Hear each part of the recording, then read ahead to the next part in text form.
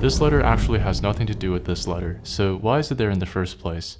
But what about this pairing, or this and this? So let's begin by looking at this keycap set. 99% of native Russian speakers use this layout called Yatsukin, which is pretty much the Russian equivalent of QWERTY. But although it's the equivalent of QWERTY, Yatsukin developed independently of QWERTY. This means there is no phonetic relationship between the Latin and Cyrillic symbols on each key. For example, let's take a look at this key. Here, the Latin letter Q does not correspond directly to the Cyrillic letter E. So this keycap set is accurate. The Cyrillic layout accurately reflects the layout used by most Russian speakers, but there is no deliberate relationship between the Latin and Cyrillic on any given key. But now take a look at this. Personally, I've never seen anything quite like it. So the name of this type of sublegends is called runes. Prior to doing research, I thought this was a made-up language from some fantasy or sci-fi novel. But these runes are part of an alphabet called Elder Futhark used in Northern Europe in the 2nd century, so nearly 2,000 years ago. It was primarily used to inscribe jewelry, weapons, and monuments rather than everyday writing. But eventually the Latin alphabet replaced the Futhark runes in the 8th century. But there is still one place where we see Elder Futhark used today, which is in the Bluetooth symbol. Bluetooth's name comes from Harold Bluetooth, a Viking king who lived over 1,000 years ago. Just as Harold Bluetooth united parts of Denmark and Norway, the technology's founders found the name Bluetooth fitting for a technology that connects different electronic devices. The Bluetooth logo is actually his initials in ancient Norse runes combined into one symbol. But another way you can incorporate some Elder Futhark in your life is through this keycap set by JC Studios, exclusively available at Milktooth. Since these go for $39,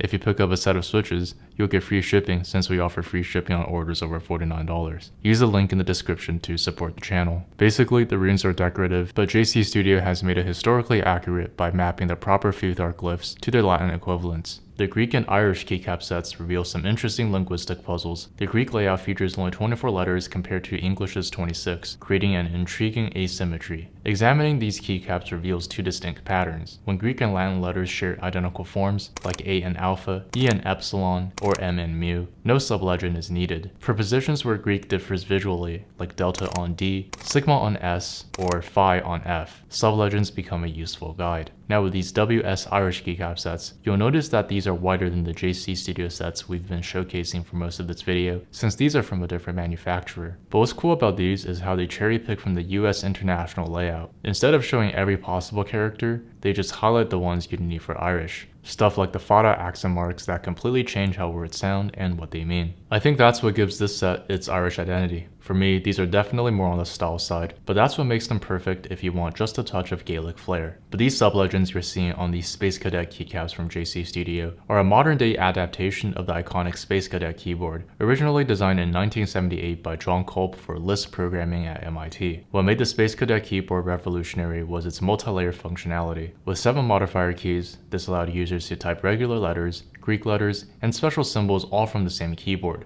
around 8,000 characters for reference. But why is this sort of keyboard called Space Cadet? I haven't been able to find a definitive answer. Guesses range from a quote-unquote Space Cadet being a highly technical person who is so far removed from reality to need to use all the keys, or that the overwhelming complexity of the keyboard might remind someone of commanding a spaceship, or rather, maybe the Space Cadet name may not have been used at all in the original marketing of the keyboard, but rather was applied retroactively. In any case, since we can't really take advantage of all these sublegends on a modern keyboard, these Space Cadets go alongside the runes as being primarily decorative, but they serve as an effective, nostalgic tribute to computer history. When it comes down to it, pick sublegends that appeal to you. These designs all have functional origins, but I find choosing them purely for aesthetics to be perfectly sensible too. Meanwhile, you might as well get some new switches as well to take advantage of our free shipping over $49 offer, so make sure to watch this video here, depending on if you like linear or tactile. For now, thank you so much for watching, and I'll see you guys in the next one.